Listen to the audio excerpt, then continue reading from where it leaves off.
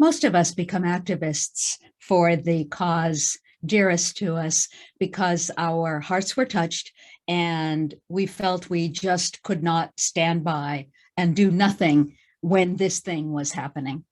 Most of us just jump in and just start kind of working away at whatever presents itself with regard to this cause of our heart. Most of us don't have mentors who say, oh, you're interested in the cause of such and such. Here, let me give you a few helpful hints on how not to go completely crazy while you're trying to change the world. Nobody said that to me anyway.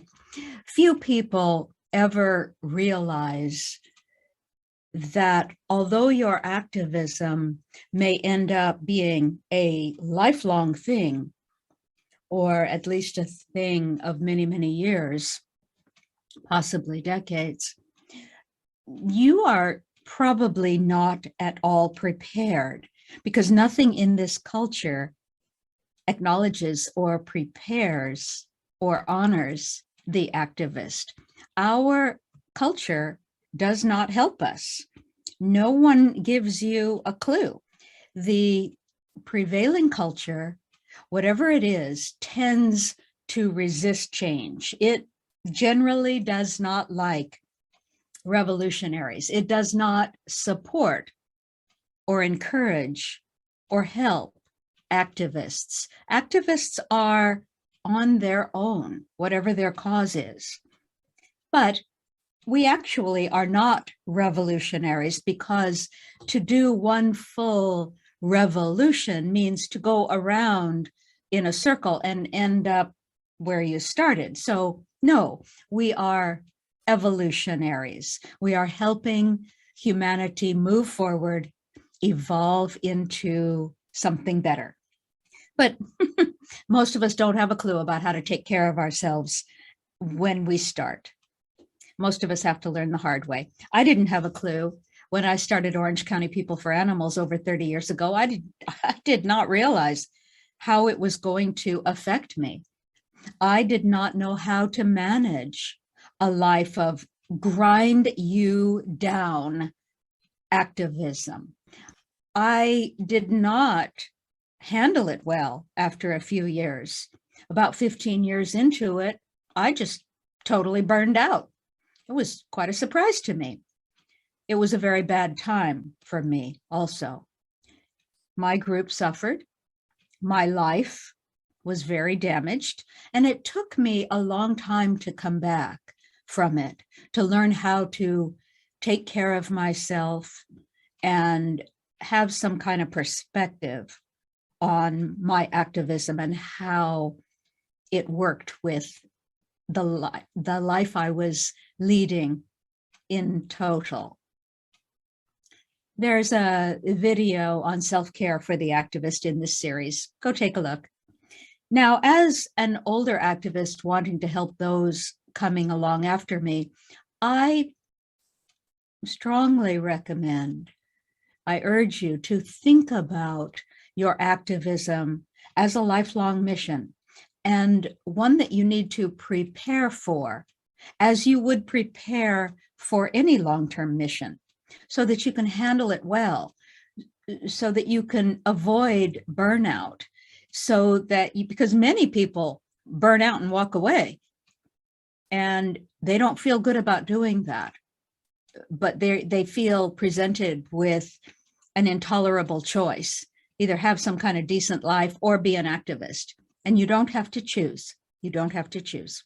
You can learn to handle it well.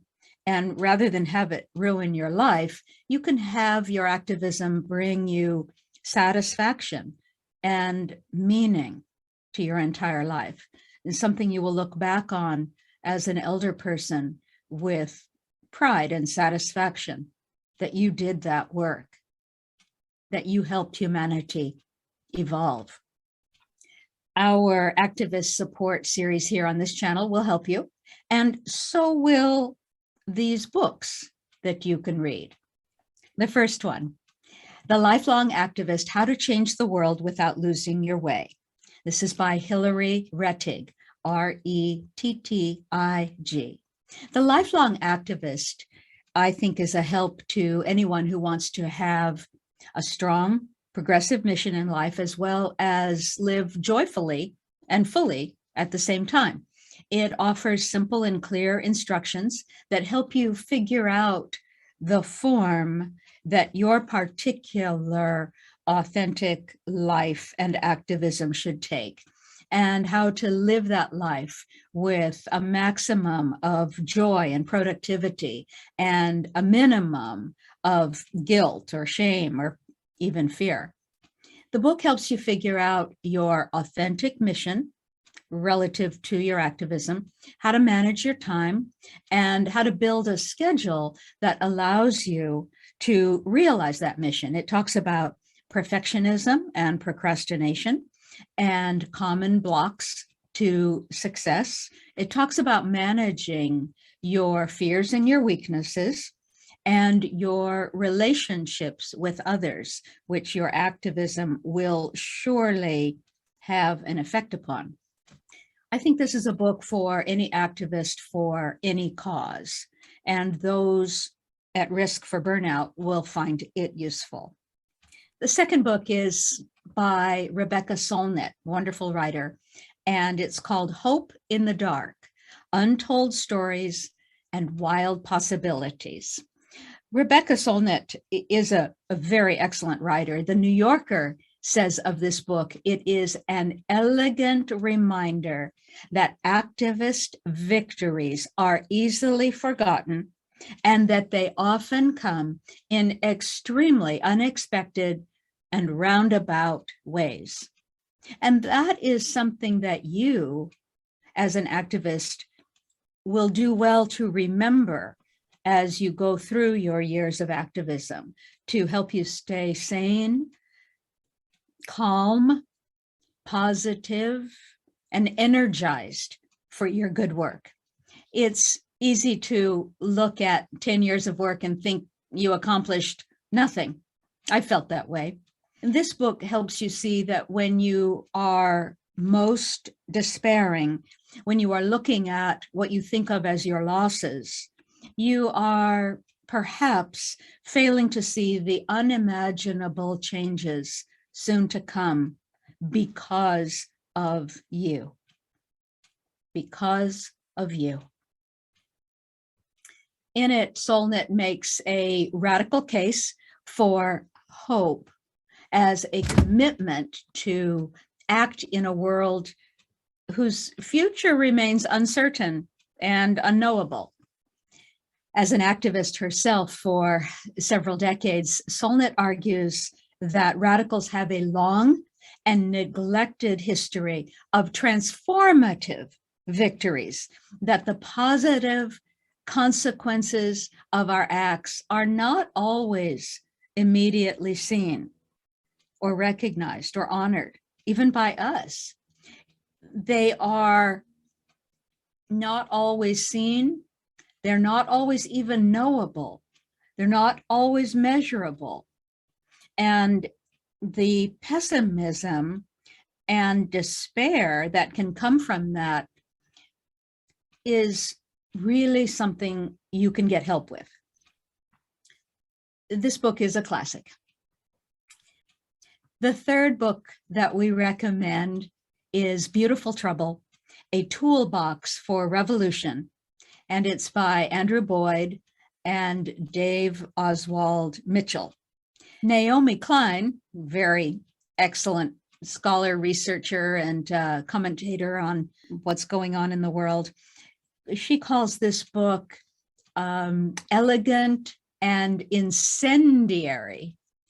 Beautiful Trouble brings together dozens of seasoned artists and activists from around the world to distill their best practices into a toolbox for you for creative action in your activism.